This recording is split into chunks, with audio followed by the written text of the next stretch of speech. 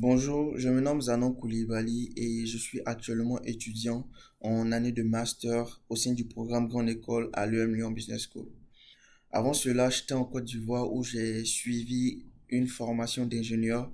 J'ai d'abord fait 2 ans de classe préparatoire, puis 3 ans en formation en tant qu'ingénieur pétrole, ce qui n'a quasiment rien à voir avec les différents métiers qu'on peut rencontrer en école de commerce. Et pendant ma formation, je me suis rendu compte que j'avais un très fort penchant pour tout ce qui était lié à l'entrepreneuriat et à l'investissement. Donc, je me posais la question comme cela, quel était le meilleur moyen pour moi d'acquérir toutes les compétences me permettant d'évoluer dans les métiers liés à l'entrepreneuriat et au domaine financier. C'est ce qui m'a poussé à m'intéresser aux différentes écoles de commerce et principalement les meilleures écoles de commerce françaises telles que l'EM Lyon Business School, l'ESCP ou HEC.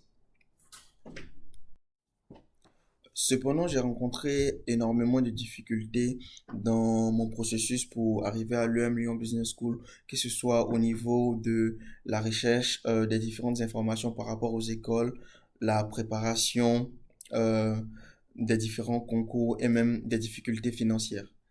Et lorsque je suis arrivé à l'EM Lyon, je me suis rendu compte que il n'y avait pas énormément de personnes venant des pays tels que la Côte d'Ivoire dans cette école. Cependant, il y avait énormément de jeunes comme moi dans mon pays qui avaient quasiment les mêmes ambitions que moi, mais qui ont été obligés de rester dans des filières qui ne leur permettaient pas d'atteindre leurs objectifs et leurs rêves.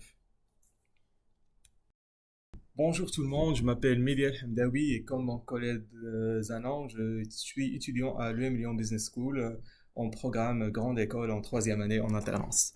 Et pour un peu mieux me connaître, je vais vous expliquer mon parcours et comment je suis arrivé là et l'intérêt de cette vidéo qu'on vous propose. Alors pour commencer, j'ai fait un bac sciences, option maths, puis je me suis dirigé vers une école de commerce pour étudier la finance. J'ai réussi à obtenir un bac plus 5 au Maroc et c'est là où j'ai eu l'idée de rejoindre une école le plus prestigieuse, principalement pour pouvoir exercer des métiers qui m'étaient inaccessibles jusque-là. Après moult recherches, beaucoup de difficultés pour trouver des informations qui n'étaient pas vraiment évidentes et dont on n'a jamais entendu parler, j'ai pu trouver des alternatives en France qui me proposaient une éducation de niveau mondial à un prix qui restait assez raisonnable et j'ai commencé à postuler. Puis j'ai été pris à Le Lyon Business School. Comme tous mes collègues internationaux que j'ai rencontrés ici, on a trouvé qu'on avait tous les mêmes problèmes, qu'on était passé par le même chemin. Et le problème qui est revenu le plus souvent, c'était le manque d'accès à l'information. Car sans réseau, en venant d'un milieu pas vraiment privilégié, où personne n'a fait d'études dans la finance ou dans le business en général, on ne se rend pas vraiment compte des possibilités qui existent. Et c'est pour cela qu'on est aujourd'hui avec vous pour partager notre expérience, partager notre savoir et peut-être permettre à quelques-uns d'entre vous de nous rejoindre et devenir des alumni de l'Lyon Business School. Merci à vous. Donc, justement, à partir de ce que mes camarades Zanan et Mehdi ont pu dire, on s'est rendu compte que l'accès à l'information, pour certains étudiants internationaux, n'était vraiment pas du tout facile pour intégrer les meilleures écoles de commerce. Il était très difficile de trouver certaines données, certains chiffres, de pouvoir contacter les personnes qui permettraient justement de nous aiguiller et d'en apprendre plus. Il y avait également un problème de barrière financière. En France, les écoles de commerce sont de plus en plus chères. On sait qu'on est sur des prix de l'ordre à 18 000 à 22 23 000 euros selon les écoles de commerce. Donc il y a un frein financier également. Et il y a également un manque de connaissances également. Ça rejoint un peu le manque d'accès à l'information, mais pour la préparation des examens, pardon. Donc il y a tout un tas de dossiers, de tests à fournir, et c'est des choses qui sont parfois un peu déroutantes. Personnellement, j'ai pu connaître des étudiants qui, lors du passage de certains tests, avaient dû faire 4 heures de route aller-retour dans la même journée.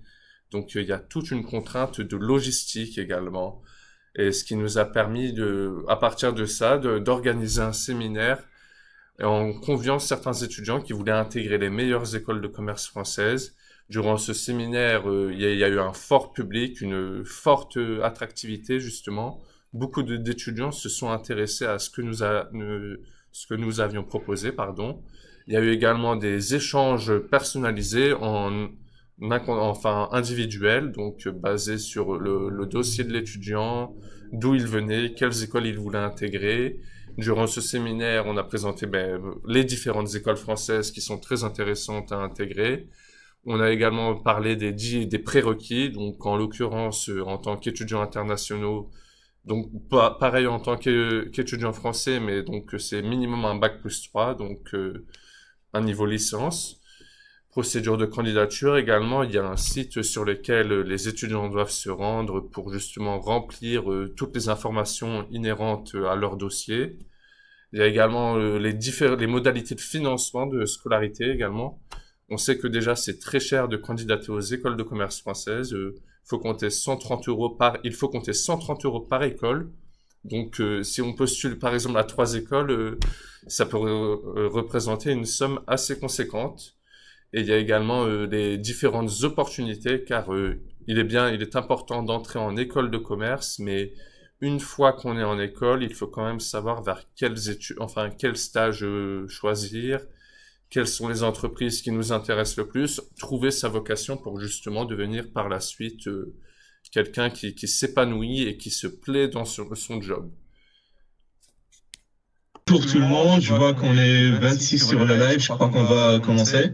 Tout d'abord, merci de nous avoir rejoints aujourd'hui, merci de nous suivre dans cette aventure, dans cette initiative. Aujourd'hui, je suis présent avec Zanon et Gilles, et je crois qu'on n'a plus besoin de nous présenter. Vous avez vu nos vidéos de présentation sont passées sur le groupe et sur vos feeds. Aujourd'hui, on va aborder un thème qui est très important, c'est celui des concours d'accès pour les grandes écoles en France. Et pour savoir, le concours d'accès, il se passe sur plusieurs axes. Une première partie où on candidate aux écoles, et c'est de celle-là qu'on va parler aujourd'hui, et plus spécialement des tests à passer en amont. Dans ces tests, il y a 2 types de tests, des types de langue anglaise comme le TOEFL, le Cambridge et le TOEIC, et des tests d'aptitude qui sont plus sur les langues et les mathématiques comme le TAJMAT et le GMAT. Je vous laisse avec Zanon pour qu'il vous explique comment se déroule un test de langue, celui qu'il a passé et combien il faut avoir pour espérer décrocher une telle école. À toi, Zanon. Ok, donc bonjour à tous. Comme il a expliqué, pour espérer intégrer l'une de ces écoles qui sont présentées là aujourd'hui, il faut obligatoirement passer un test de langue, vu que dans la majorité de ces écoles, les cours sont totalement en anglais et on vous forme pour que vous puissiez travailler dans un environnement assez international. Donc, lorsque vous présentez les tests pour intégrer ces différentes écoles, on vous demande d'avoir un niveau minimum en anglais. Et donc, pour les différents tests d'anglais que vous pouvez passer, on a le TOEIC, le TOEFL, le Cambridge. Donc, généralement, ce qu'on conseille, c'est d'avoir le niveau maximal possible. Donc, en fonction des différents tests que vous pouvez présenter, d'autres peuvent choisir. Il y a des écoles qui demandent à ce que vous passiez le TOEFL, comme par exemple HEC, lorsque vous faites partie du programme Path Afrique, pendant que ils acceptent aussi ceux qui passent, comme je l'ai expliqué là, il faut avoir le meilleur score possible, c'est-à-dire c'est pas un niveau. Donc si vous avez passé un test de TOEFL et vous voyez que vous avez peut-être un niveau B1, il serait intéressant d'essayer aussi d'autres tests comme le TOEIC qui est beaucoup plus abordable pour voir si vous pouvez avoir un meilleur score. Les autres écoles aussi fonctionnent de la même manière. Il faut chercher à avoir le meilleur score possible parce que ce sont des écoles d'élite. Donc, ils demandent à ce que vous ayez un profil assez calé. Et en plus de ces tests, ce que je vais rajouter, c'est que vous devez avoir un dossier en béton, tel que vous devez avoir de très bonnes notes en classe. Donc, c'est un point à ne pas négliger aussi. Il faut pas uniquement chercher à bosser le tarage-mage et le test d'anglais pour pouvoir espérer entrer dans ces écoles. Et pour rajouter un dernier point, et pour quitter la partie TOEIC, si vous avez fait vos études en anglais, vous n'aurez pas besoin de passer un test de langue pour accéder aux écoles. Je le répète, si votre cursus là maintenant il est en anglais, vous en aurez pas besoin. Et pour les notes, moi je dirais pour être à l'aise, un TOEIC à 900 ou plus, vous pénalisera pas, mais un Cambridge C2, ça sera beaucoup mieux. Et pour la deuxième partie des tests, nous avons les tests d'aptitude. Pour ma part, j'ai passé le Taj-Maj. C'est celui que je maîtrise le plus et dont je pourrais parler. Le Taj-Maj, pour faire en bref, c'est un test en 6 sous-parties avec des tests de logique, de mathématiques, et une autre partie sur des tests de langue avec des textes, de la compréhension d'orthographe. C'est assez simple de se préparer. Il faut juste spammer le maximum de tests possibles. Vous avez des livres comme la Bible du Taj-Maj ou l'Objectif 600 qui vous permettent de bien vous préparer. Prenez-vous à l'avance environ 5 à 6 mois pour avoir tout préparé et viser un score de 400 en plus pour avoir vos chances dans toutes les écoles. Même si vous avez un 300, c'est pas grave. Vous pourrez compenser avec un autre truc de votre dossier. Là, j'ai eu des questions. Par exemple, quand j'avais posté le lien Facebook du live, vous m'avez demandé est-ce que c'est préférable de passer GMAT ou Taj-Maj.